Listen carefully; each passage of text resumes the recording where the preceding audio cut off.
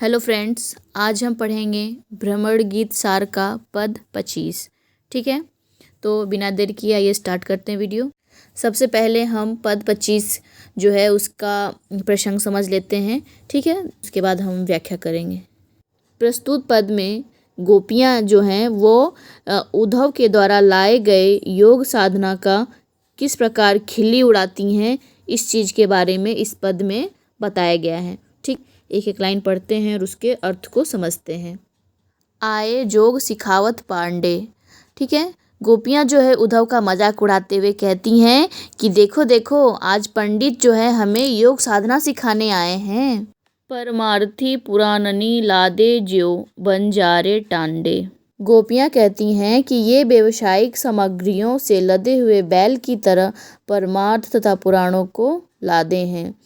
उन गोपियाँ ये कहती हैं कि जो उद्धव हैं वो ऐसा लग रहा है कि अपने योग साधना का ज्ञान अपने बैलगाड़ी पर लाद के लाए हैं और व्यापारी की तरह उसको इधर उधर बांटने का कोशिश कर रहे हैं। हमरी गति पति कमला नयन की जोग सीखे ते रांडे। गोपियाँ कहती हैं कि हमारा संबंध, हमारी हर एक गति जो है कि कमल नेत्र रूपी श्री कृष्ण से है। श्री कृष्ण ही हमारे पति हैं और हमें श्री कृष्ण के प्रेम के अलावा और किसी चीज़ की आवश्यकता नहीं है। अगर योग साधना सीखना है तो उस कुब्जा से बोलो कि वो योग साधना को सीखे, जो एक पतिहीन वेश्या के समान हमारे श्री कृष्ण के ऊपर अपना प्रेम जबरदस्ती थोप रही है। उन्हें वह श्री कृष्ण को हम तक आने से रोक रही है। कहो मधुप कैसो समाएंगे, एक मयान दो खांडे। तो गोपियाँ कहती हैं कि हे मधुप, तुम ही बताओ कि अब एक मयान में दो तलवार कैसे समा सकती हैं। श्री कृष्ण के साथ वह कुब्जा ही रहेगी और नहीं तो श्री कृष्ण के साथ सिर्फ हम ही रहेंगे। अगर वो चाहे कि हम दोनों साथ में रहें तो ऐसा संभव नहीं है। कहूँ सटपद कैसे खे तू, है हाथिन के संग गांडे। गोपियाँ कहती हैं कि हे उद्धव, तुम ही बताओ कि अगर हाथियों के साथ बैठकर ईख के टुकड़ों को एक साथ कैसे दोनों लोग खा सकते हैं। ठीक है, यह तो संभव नहीं है। या तो वो कुब्जा ही रहे या तो फिर हम ही रहें। और रही योग साधना की बात, तो इस चीज़ को कुब्जा ही करे, योग साधना को कुब्जा ही करे। हमें तो श्री कृष्ण का प्रेम ही चाहिए।